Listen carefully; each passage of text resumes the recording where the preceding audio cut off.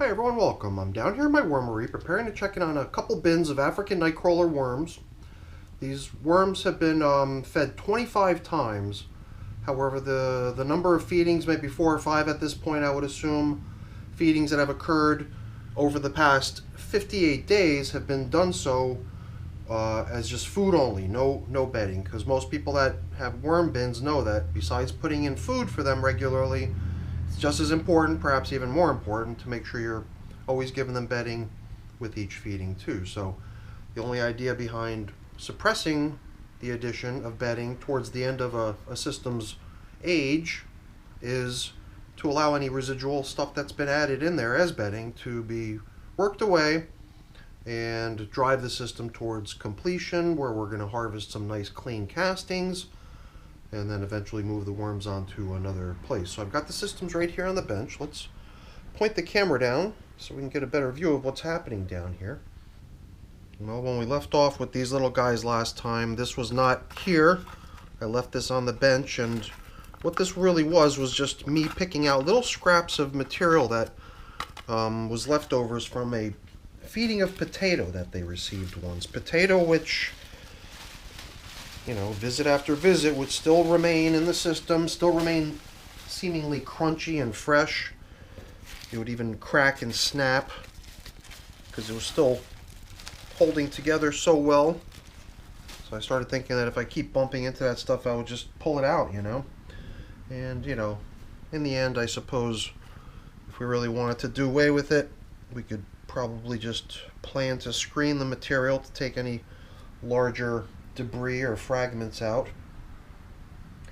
I didn't know what to expect as far as these two feeding zone indicators that were draped out over what we fed them last time. Last time all we did was put about half a dozen chunks of cantaloupe melon, not cantaloupe melon, watermelon rind, just like what we have for them again today, resting out here right on the surface without any bedding. And then that was really placed in there as a feeding zone indicator, almost trying to sneak in a little bit of bedding for them should they really need it. So I was going to come back in with a very similar feeding style of feeding on the surface, with some similar stuff to what they got 11 days ago, and then even some of these leaves, stems, and bits and pieces of cauliflower. All fresh from the freezer and quite frozen together. Hopefully we can chip apart that cauliflower and divvy it out to the two systems evenly so they can share.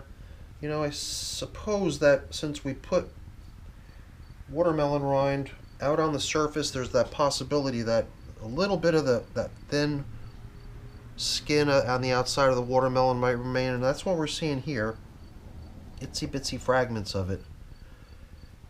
And I was curious how much of it we would encounter. I guess if there's a piece like this that got covered with all these nice fresh castings that were dropped onto the thing, then perhaps worms just didn't even encounter it and didn't get broken down. But for the most part, it does seem like they remained accessible for worms to nip off as they cruised around here. Beneath the bubble wrap plastic covering, and luckily the plastic bubble wrap covering has been doing a really fine job keeping the system's moisture in. Because if you want foraging to be successful, at least my measure for successful foraging is often based on how much of the residue of the bedding I've been using remains. And then I guess in my mind there's a certain, you know, level of quality, or whatever you want to refer to it as, that I consider as the tipping point to say that, well, no more foraging is needed, they've taken care of the job. And for me, the typical measuring stick is the little tiny stems that come in with all the leaves that I use as bedding. So I suppose if I always just used shredded paper and cardboard, you would never ever encounter a leaf stem like that. But since I do use a fair bit of leafy matter in my worm bin feedings, or at least while the systems are still young enough to have ample time for that stuff to break down, I'm sure that towards the end of the feedings where bedding was still getting applied here, I'm sure I did so in a way that I started probably withholding the use of leaves towards the end there, that I could still keep giving them bedding, but types of bedding that wouldn't leave all kinds of little residue like stems and whatnot that would take a whole lot longer to break down. So I just figured I'd plow through the entire bin and aerate, till things up, and it gave me a good chance to see that we've got worms everywhere, including lots and lots of little itsy bitsy babies everywhere, all over the place, which is cool to see. And at the same time, there's still a good bit of leaf stem breakdown that would be nice to see. So I'm sure when we get over to bin number 2, we're going to encounter much of the same. So let's head over there to see what we see. Give this system a little bit of an aeration and inspection. Here, I guess your mind goes to comparing the two systems, since now you've got a point of reference as far as what you saw in bin number 1, and right away your mind starts figuring little differences, you know. Hey, how does this one look appearance wise? Once you start touching it and working your hands through it, your other senses start to kick in terms of how this stuff feels. And I will definitely say that this stuff over here has got a lot more moisture content to it than bin number 1. So it does seem to me like perhaps here in bin number 2 we might benefit from permitting a little bit of ventilation. It's nice that we've got the bubble wrap where the bubbles point down, and then underneath each bubble that's pointing down, you've got these little tiny air channels through which a certain amount of air can ventilate, but certainly not enough to allow for evaporation. That's the whole idea behind using this stuff, because it just seems to be the best of both worlds in terms of stifling evaporation while at the same time allowing for a certain degree of airflow. But I think that here in bin number 2 we're going to put that cover on in a way that we're going to start allowing the outer limits of the system to aerate and well, evaporate, basically dry off hopefully a little bit. While here I really like the consistency in bin number 1, so I believe I'm going to cover pretty thoroughly here all the way from edge to edge, if I don't forget. How many times do I go through this whole discussion about what I'm going to do and how I'm going to do it, and then in the blink of an eye it all seems to go into the ether and I just forget.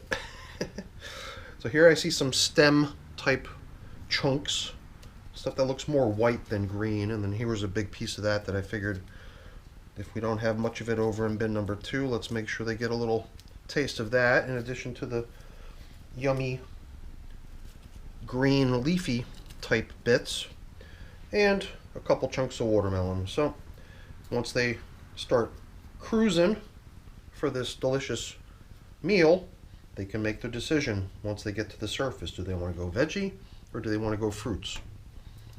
I don't know. Are they that picky? Do they care? But here, you know, same layout for the most part, but since I do want to leave a certain amount of the outer edges exposed to the air for some drying, we're going to crop in the feeding here and give us the opportunity to set up the plastic covers in the way that we envisioned. So luckily these feeding zone indicators are holding together well enough to be reused. This is exactly how I left them last time too, resting right on top of some watermelon, which really made me wonder how on earth they survived. With worms coming up out of their bed which is really running very low on any sort of bedding type carbon materials anymore, probably making that piece of paper out here a type of material that worms are probably starting to crave and not being able to find much of it. But it survived, and I wonder if it'll survive into the next check-in, which 11 days from now is the day these systems reach 300 days of age. And since we just had an 11-day pause between check-ins now, it seems realistic to think that I might gravitate towards whatever day 11 days from now falls onto, to recognize their 300th day in service, and to at that point maybe even determine if we're satisfied with how foraging has progressed. Maybe we'll allow it to keep going if we feel like we just need time for the systems to air out more and dry. So we'll see. We'll see when we get there. But for now, that's it for the check-in with the African Nightcrawler worm bins. Doing really nice over here. All I've got left to do is get stuff cleaned up, put away, but I'm not going to waste your time with that. Before I go really quick, let me just say thank you. Thank you so much for watching. Hopefully you enjoyed the video. If you did, as always, please don't forget to leave me a quick thumbs up before you go. That's always really appreciated. And if you haven't done so already, please also consider subscribing to the channel. That's very much appreciated as well. All right, everyone. Have a great day. Thanks for watching. Bye now.